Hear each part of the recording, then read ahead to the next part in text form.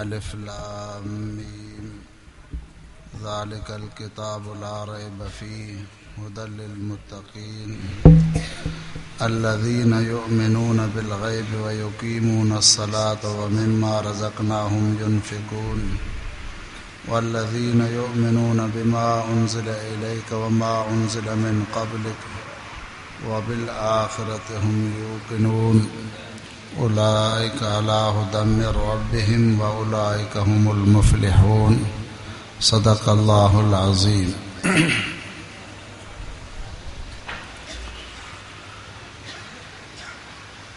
अज़ीज़ दोस्तों, जामिया दारुल उलूम उस्मानिया जे तरफ़ खां ही दिस्तार फ़ज़ीलत जे उनवान सां प्रोग्राम थी रहियो आहे, जंहिंमें उन्हनि खुश नसीब तालिबुल इल्मनि जन क़ुरान पाक पंहिंजे सीननि जे अंदरि महफ़ूज़ कयो, उन्हनि जी ख़ुशी में ही इज्तिमा थी रहियो आहे। क़ुरान पाक नेमत उज़्मा आहे। क़ुरान मजीद अल्लाह तबारक व तआला तव्हां असांजे लाइ दस्तूरुल अमल यानी ज़िंदगी कीअं गुज़ारियूं इन जे लाइ मोकिलियो आहे त हिन क़ुरान पाक खे पढ़ूं, हिन जे हुक्मनि मुताबिक़ ज़िंदगी गुज़ारियूं, हिननि जे अहकामनि ते अमल कयूं।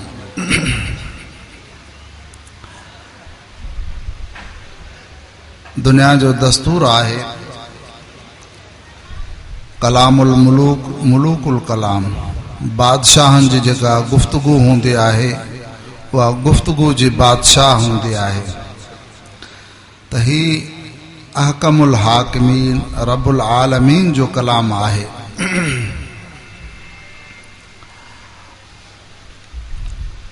पूरी कायनात जो जेको बादशाह आहे, जेको बादशाहनि जो बादशाह आहे, उन जो ही कलाम मुक़द्दस आहे, जेको तव्हां असांजो पैदा कंदड़ ऐं ख़ालिक ऐं मालिक आहे, जंहिंजे हथ तव्हां असांजी इज़त ऐं ज़िल्लत रोज़ी जी तक़सीम सभु उन जे हथ में ई आहे।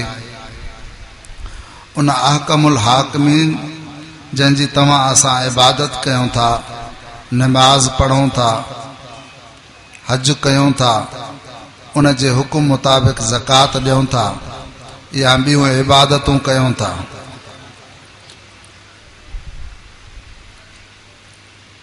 इबादत करण जे करे यकीनन उन ज़ात सां मुहब्बत थिए थी, हिन बाने खे पंहिंजे रब साईं जी मार्फत हासिल थिए थी, पोइ हिन बाने जी दिलि में तड़प थिए थी उन जा जमालात मालूम करण जे लाइ, उन रब साईं जा अनवारात ॾिसण जे लाइ।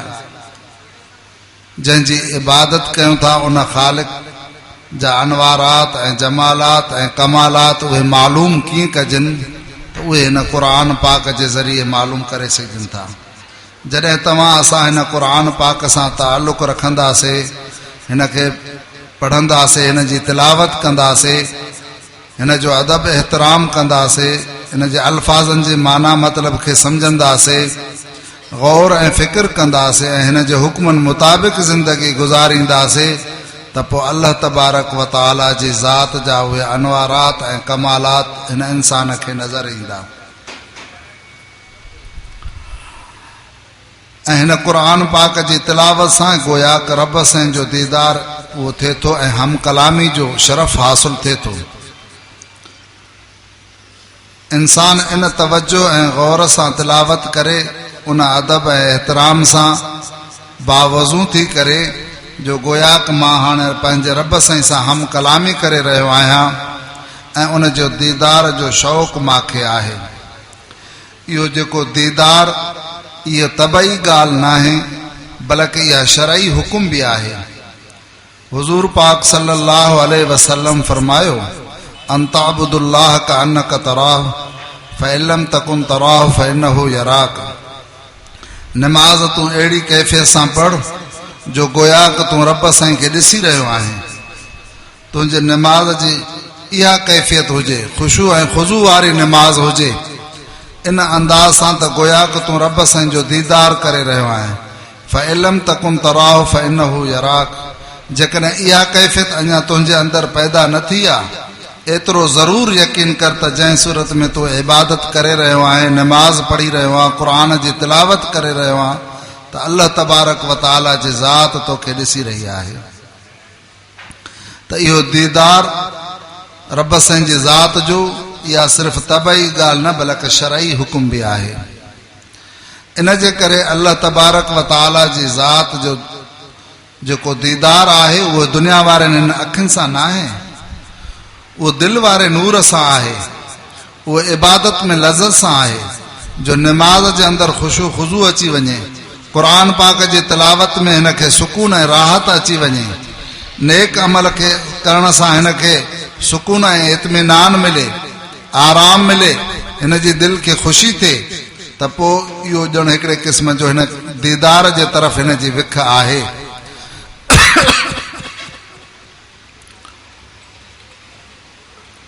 आलमगीर बादशाह जी न्याणी ही ज़ैबुन निसा, उहा शाइरा हुई, शेर चवंदी लिखंदी।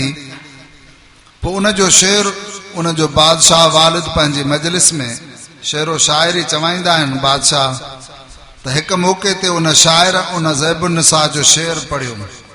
उन शेर पढ़ण जे करे कॾहिं कॾहिं कलाम इंसान जी दिलि ते असरु कंदो आहे। शेरनि जे अंदरि वरी ख़ासि तरह वज़न ऐं बहर जो हूंदा आहिनि, त इन जे करे उहो सम्झण में बि आसान, ऐं वरी उन लहजे जे करे, मिठड़े आवाज़ जे करे दिलि खे वधीक असरु कंदा आहिनि। त उन जो हिकिड़ो नौकर हुयो आकिल नाले पठाण, उन जी दिलि ते असरु थियो। उहो कलाम ॿुधी करे हुन चयो त हे त जंहिंजो कलाम आहे पाण त अलाए छा हूंदी, ऐं उन जो जेकर दीदार कजे। इहा ॻाल्हि बादशाह ताईं पहुती। बादशाह बि उन ज़माने जा वॾा दीनदार हुआ, परहेज़गार हुया, मुतक़ी परहेज़गार, बाबर्द, निमाज़ी। बादशाह हैरान रहिजी वियो त हाणे मुंहिंजे नौकर जी इहा हिकिड़ी ख़्वाहिश थी पई आहे, तमन्ना थी पई आहे त मां उन जी न्याणी जी ज़ियारत कीअं कयां, जंहिंजो ही कलाम ऐं शेर आहे, जंहिंजे शेर में एॾो हुस्न आहे, एॾो अदब आहे, एॾी उन जे अंदरि नफ़ासत आहे, त पाण त उहा अलाए छा हूंदी। बादशाह परेशान थियो, पंहिंजे न्याणी सां ॻाल्हि कयईं, चए तूं अहिड़ो शेर चयो छो जो हाणे उहो तुंहिंजे दीदार जी तमन्ना करे वेठो आहे। त उन पंहिंजे वालिद खे चयो त तव्हां परेशान न थियो, इन जो जवाब बि मां पाण ॾींदसि। ऐं पोइ साॻो उन ज़ैबुन निसा उन शाइरी जे अंदरि जवाबु ॾिनो, ऐं उहो उन इहो शेर लिखियो, दर सुखुन मख़फ़ी मनम चू बुए गुल दर बर्ग गुल, हर के अज़मन मैलदार दर सुखुन बीनद मरा। चए जीअं गुलाब जो गुल हूंदो आहे, उन गुलाब जे हर पते में ख़ुशबू महसूस थींदी आहे, पर उहा ख़ुशबू अॼु ताईं कंहिं ॾिठी कोन्हे। ऐं गुलाब जो गुल ईंदो त ख़ुशबू अची वेंदी आहे, पर ख़ुशबू अॼु ताईं कंहिंखे नज़र न आई आहे। इन जे करे जीअं गुलाब जे गुल में ख़ुशबू मख़फ़ी आहे, इन जे करे मां बि मख़फ़ी आहियां। शरीअ जो हुकुम आहे त मां कंहिंखे पंहिंजो चहिरो न ॾेखारींदसि। बाक़ी जेकॾहिं को मुंहिंजो दीदार करणु चाहे थो त पोइ मुंहिंजे कलाम खे पढ़े, त मुंहिंजो कलाम पढ़े ॼण मुंहिंजो दीदार करे थो।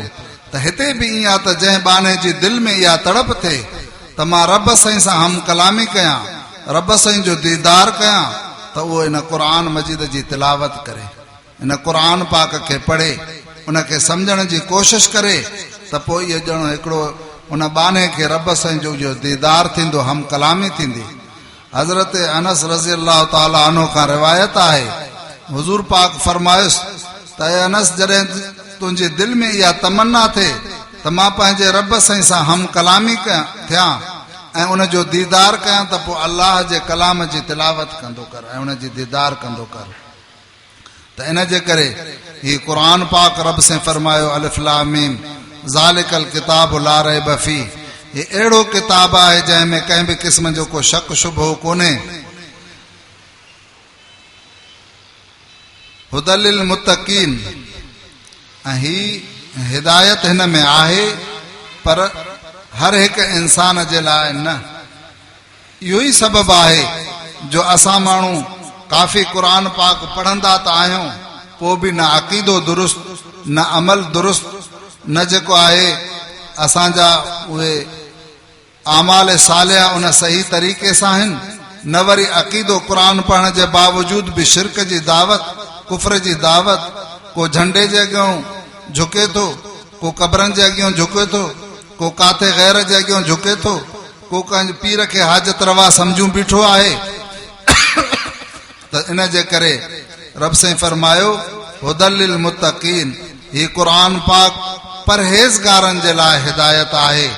जंहिं इंसान जे दिल में ख़ौफ़ खुदा हूंदो, जंहिंखे तक़वा ऐं परहेज़गारी हासिल करण जो इरादो आहे, शौक़ आहे, उन इंसान जे लाइ त ही क़ुरान पाक हिदायत जो ज़रियो बणिबो।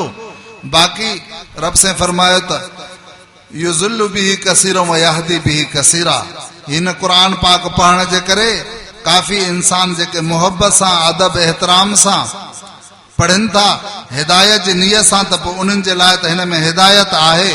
पर काफ़ी इंसाननि जे गुमराही जो सबब बि जो क़ुरान पाक में मिसालूं जेको आहे उहे पढ़ी करे ऐं अॻियनि क़ौमुनि जा वाक़ियात जेके असांजे हिदायत जे लाइ अल्लाह तबारक व तआला ज़िक्र कया आहिनि, त उहे चवनि था हे क़ुरान पाक त रिटल लफ़्ज़ आहिनि, तव्हां इहे जेके अरबी लफ़्ज़ पढ़ो था उनखे छा था सम्झो, इन जे पढ़ण जो छा फ़ाइदो, या उन में अॻियनि क़ौमुनि जा वाक़ियात ऐं तज़किरा आहिनि। इहे हिन वक़्त जे अंदरि बि जेके दहरे ख़्याल जा आहिनि ऐं जेके कम्यूनिस्ट आहिनि उन्हनि जो इहो ई नज़रियो आहे त हिन क़ुरान पाक अरबी में आहे, तोते वांगुरु तव्हां मदरसनि में लफ़्ज़ यादि करायो था, हालांकि उन्हनि खे इहा ख़बर कोन्हे त ही क़ुरान पाक त असां इंसाननि जी हिदायत जे लाइ अल्लाह ताला मोकिलियो आहे। हिन क़ुरान जे पढ़ण सां ईमान में इज़ाफ़ो थिए थो, दिलि खे रोशनाई मिले थी, दिलि जी कट ख़तम थिए थी पई, आमाल सालिह जी तौफ़ीक़ मिले थी। इंसान जे अंदरि जेका दिलि सख़्तु आहे, जंहिंजे करे इबादत खां महरूम आहे, नरमी खां महरूम आहे, क़ुरान पाक जी तिलावत जे करे उन जे दिलि जी सफ़ाई थिए थी, दिलि में नरमी थिए थी, आमाल सालिह जी तौफ़ीक़ मिले थी ऐं माशरे जे अंदरि हुन इंसान जो इस्लाह थिए थो पियो। त इन जे करे ही क़ुरान पाक एॾो मुक़दस किताब आहे। उन किताब जे लाइ इहे आदाब आहिनि त असांखे इहे क़ुरान पाक तेसि ताईं उहो फ़ाइदो न पहुचाईंदो जेसि ताईं त असां पंहिंजे उन दिलि जी सफ़ाई न कंदासीं ऐं उहो अदब एहतराम सां तिलावत न कंदासीं, क़ुरान पाक जी मोहबत उहा पंहिंजे दिलि में पैदा न कंदासीं, त पोइ ईअं तिलावत उहा असांखे उहो फ़ाइदो असुल जेको मक़सदु असुली आहे उहो हासिल न थींदो, जेको दीदार इलाही आहे, अल्लाह तबारक व ताला जी मार्फत आहे ऐं शरीयत पाक जी पैरवी या हिन क़ुरान पाक जे मथां अमल करण वारो, त उहो जज़्बो तॾहिं थींदो जॾहिं असां दिलि जी मोहब्बत सां, शौक़ सां, इताअत सां ऐं फर्मा बरदारी सां हिन जी तिलावत कंदासीं। त इन दीनी इदारनि जे अंदरि, हिन मदारस जे अंदरि मुस्लमाननि जे इन बचड़नि खे इहा क़ुरान पाक वारी तालीम ॾिनी वञे थी, जेको इन्हनि उलमाए किराम जो एहसान आहे उन ख़िते उन इलाइक़े ते। इहे दीनी इदारा जिथे क़ाइम आहिनि उते क़ुरान पाक जी तिलावत थिए थी ऐं क़ुरान पाक जी तिलावत पढ़ण जे करे उतां अज़ाब टरी वञे थो। हिकु काज़ी फौत थी वियो, उन जो जेको आहे घरवारी हामला हुई, हो क़बर में वञी पहुतो ऐं पंहिंजे जेको आहे उन्हनि कोताहिनि कमनि जे करे उनखे सज़ा मुसलत हुई, पर जॾहिं उन जो ॿारड़ो वॾड़ो थियो ऐं उन जी घरवारी पंहिंजे ॿारड़े खे मदरसे में छॾियो ऐं उन मदरसे में जॾहिं उस्ताद उनखे बिस्मिल्लाह रहमान रहीम पढ़ाई, त अल्लाह तबारक व ताला फ़रिश्तनि खे हुकुम कयो, जंहिंजो मासूम ॿारड़ो मां अल्लाह खे इन नाले सां सॾे जो बिस्मिल्लाह रहमान रहीम वारे सिफ़ात सां, रहमान ऐं रहीम वारी सिफ़ात सां मां अल्लाह खे सॾे, त मूंखे हया अचे थो मां उन जे वालिद खे क़बर में अज़ाब कीअं कयां। इन जे करे हुकुम कयईं त इन जे वालिद ते उहो क़बर में जेको अज़ाब थी वञे थो थी रहियो उन में तख़फ़ीफ़ कई वञे। त इहा आहे इहा औलाद जेकॾहिं क़ुर पाक अची पढ़े थी, मदरसे में अची दाख़िल थियनि था, बिस्मिल्लाहिर रहमान रहीम पढ़नि था, त उन जे वालिदैन खे क़बर में बि जेको आहे उहा राहत पहुचे थी, अज़ाब में तख़फ़ीफ़ मिले थी। यकीनन जन जी दिस्तार थी, उन्हनि जे वालिदैन खे ख़ुशी थी हूंदी, उन्हनि जूं अखियूं थधियूं थियूं हूंदियूं, जन उस्तादनि उन्हनि खे महिनत करे पढ़ायो, उन्हनि खे ख़ुशी पहुती। त अहिड़ी तरह जेके इंसान दीनी इदारनि सां तामुन करनि था, सदकात ज़कात माली मदद, उन्हनि खे बि ख़ुशि थियणु घुरिजे त असां जेके 5 रुपया ख़र्च कयासीं दीनी इदारनि में ॾिनासीं, उन जो नतीजो इहो आहे। ऐं उन जेको आहे तालिबुल इल्म पढ़े त उहो थो, क़ुर पाक जी तिलावत उहो करे थो, नमाज़ उहो पढ़ंदो, दीनी शरीयत जा अहकाम उहो ॿुधाईंदो, वाइज़ नसीहत उहो कंदो, तरावियां उहो पढ़ाईंदो, पर जंहिं तामुन कयो उन जे बि हिसे में सवाब पियो हलंदो। त इहा बि उन जे लाइ वॾी ख़ुशि नसीबी आहे। जिते वालिदैन ऐं उस्तादनि जूं अखियूं ठरनि थियूं, उते उन्हनि मुआविननि जूं बि अखियूं ठरणु घुरिजनि।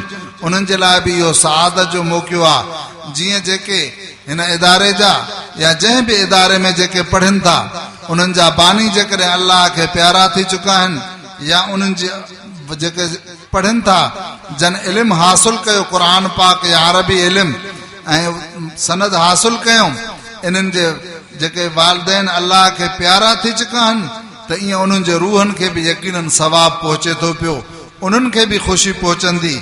जीअं ही इदारो, ही मस्जिद शरीफ़ असांजे हाजी फ़कीर मोहम्मद उस्मान साहब रहमतुल्लाह अलैह रहमत वासिया हे इदारो क़ाइमु करे विया। यकीनन अॼु जे इन मौक़े ऐं इन मजलिस जे करे उन्हनि जे रूहनि खे ख़ुशी पहुचंदी हूंदी, उन्हनि खे रूहनि खे राहत पहुचंदी हूंदी। जीअं वालिदैन ऐं ॿिया दीनदार उन्हनि खे ॾिसी करे उन्हनि जूं अखियूं थधियूं थियनि थियूं ऐं ख़ुशी पहुचे थी, त ईअं इदारे जे बानी या इदारे सां तामुन करण वारा उन्हनि खे बि इहो ई फ़ाइदो पहुचंदो ऐं उन्हनि जूं अखियूं थधियूं थींदियूं, उन जे रूहनि खे ख़ुशी पहुचंदी। त इहा वॾी सआदत आहे। तव्हां असांखे हिन क़ुर पाक सां ताल्लुक़ रखणु घुरिजे। कहिड़ो इंसान आहे जेको चवे त मूंखे परेशानियूं न आहिनि? हर हिकिड़ो इंसान, अमीर हुजे ग़रीब हुजे, नंढो हुजे वॾो हुजे, मर्द हुजे औरत हुजे, हर हिकु इंसान खे परेशानियूं आहिनि। ऐं इन्हनि परेशानियुनि जो असांखे वास्तो तॾहिं वधीक ख़बर पवे थी जो हर को दुआ ऐं तावीज़ जे लाइ हेतिरो तावीज़ उहो 2 इंचनि ते लिखी ॾींदा आहियूं, 2 आयतूं का हिकु हदीस, उन ते यकीन आहे। पर इहे माण्हू जेकॾहिं हिन क़ुर पाक सां ताल्लुक़ रखनि, हिन जी तिलावत कजे, त इहे परेशानियूं हल थी वञनि, इन मसाइबनि खां बची वञूं, इहे परेशानियूं ख़तमु थी वञनि। घरनि जे अंदरि इख़्तिलाफ़ात, ॿिया असांजा मामलात जो क़ुर पाक घर में पियो आहे, तिलावत कोन था कयूं, बसि ईअं छड़ो पियो आहे। छो न उन जो अदब एतिराम उहो जो उन जॻह ते टेलीविज़न जेकॾहिं घर में आहे त उहा बि हले पई, या ॿियूं गैर शरई कम बि को हरकतूं थियनि, त पोइ उन ते वालिदैन जो वॾनि जो तवजो कोन्हे। हालांकि इहो अदब जे ख़िलाफ़ आहे। क़ुर पाक पढ़ण जे लाइ, तिलावत करण जे लाइ, ज़ियारत करण जे लाइ, न कि जेको आहे बाबरकत जॻह जो जीअं कोर्टनि जे अंदरि बंदि पियो आहे, छड़ो कंहिंखे साख ॾियणी आहे त पोइ उन जे लाइ पियो आहे। बाक़ी हुकुम सभु क़ुर पाक जो उबतड़। त ईअं ई आम मुस्लमाननि जे घरनि में क़ुर पाक बि बंदि थियो पियो आहे। छो न उन जी तिलावत मर्द कंदा, न औरतूं कंदियूं, न उन्हनि जा जेका रहाकू कंदा। इहो ई सबबु आहे जो घरनि में कंहिंखे कंहिंजो चहिरो ई कोन थो वणे, हर को जुदा जुदा लॻो पियो आहे। हदीस पाक में ईंदो आहे, जंहिं घर जे अंदरि क़ुर पाक पढ़ियो वेंदो, उहो घर सोढ़े हुजण जे, नंढड़े हुजण जे बावजूद बि रहण वारनि जे लाइ कुशादो महसूस थींदो। ऐं जंहिं घर में क़ुर पाक जी तिलावत नथी थिए, कुशादे हुजण जे बावजूद ऐं ख़ुशहाल हुजण जे बावजूद बि उहे तंग दस्त ऐं परेशान थी करे रहंदा। त इन जे करे अॼु जेकॾहिं असांखे परेशानियूं आहिनि त उहे इन जे करे आहिनि जो असांजो क़ुर पाक सां ताल्लुक़ कोन्हे। न क़ुर जो दीदार कयूं, न तिलावत कयूं, न उन जे सम्झण जी कोशिशि कयूं। त हिननि जो मक़सदु इहो ई आहे इदारनि जो, त मुस्लमाननि जी औलाद ऐं हर कलमे पढ़ण वारो, पोड़ो हुजे या पको हुजे, ॿार हुजे या न्याणी हुजे, उहे अची इदारनि में अची तालीम हासिल करनि ऐं क़ुर पाक सां ताल्लुक़ क़ाइमु थिए। जे असांजी ज़िंदगी जे अंदरि क़ुर पाक नज़र अचे, हर अमल जे अंदरि माण्हू सम्झी वञे त हे क़ुर जे हुकुमनि मुताबिक़ ज़िंदगी गुज़ारे थो, पोइ तॾहिं सुकून वारी ज़िंदगी गुज़रंदी। इन जे करे जीअं तव्हांखे डॉक्टरनि जी ज़रूरत आहे, कहिड़ो इंसान आहे जेको चए त हे डॉक्टर बेकार हिते क्लिनिक खोलियूं वेठो आहे हिन ॻोठ में हिन शहर में, हर को चवंदो आहे त यार इहो डॉक्टर जो एहसान आहे जो असांजे शहर में अची क्लिनिक खोली अथई। त ईअं हिन दीनी इदारनि जो बि एहसान अथव जो रूहानी इलाज हिननि जे ज़रिए थिए थो। इन परेशानियुनि जो हल हिन क़ुर पाक में आहे। त हिन इदारनि हलाइण वारनि जो, इन उलमा जो तव्हां उम्मत ते, तव्हां कलमे पढ़ण वारनि ते एहसान आहे। इन जे करे इन्हनि जा हक़ बि आहिनि त असां उन तालिब इल्मनि सां मुहबत कयूं, आलिमनि जो दिलि में अदब एहतराम हुजे ऐं पंहिंजे औलाद खे ऐं पाण बि क़ुर पाक सिखूं ऐं सेखारियूं।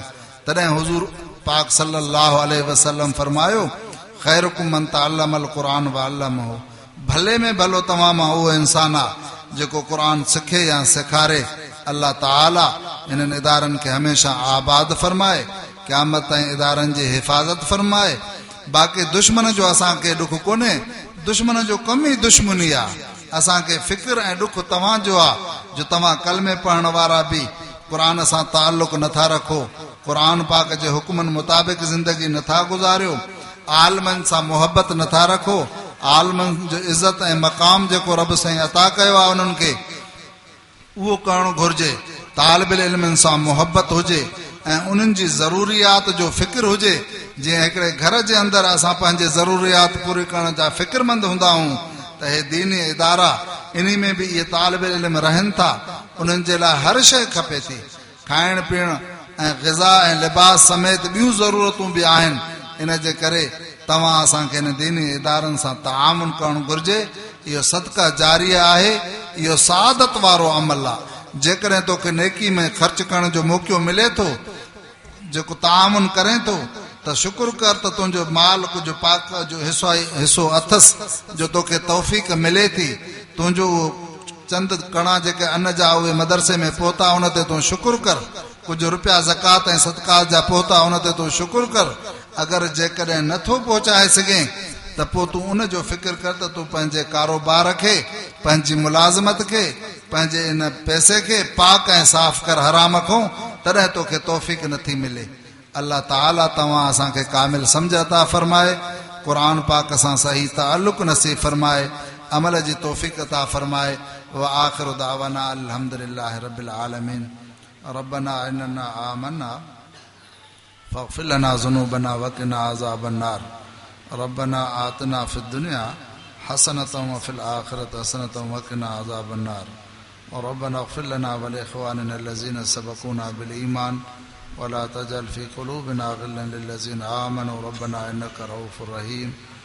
वसल्लल्लाहु तआला अला ख़ैरि ख़ल्क़िही मुहम्मदिन व आलिहि व अस्हाबिही अजमईन बिरहमतिका या अरहमर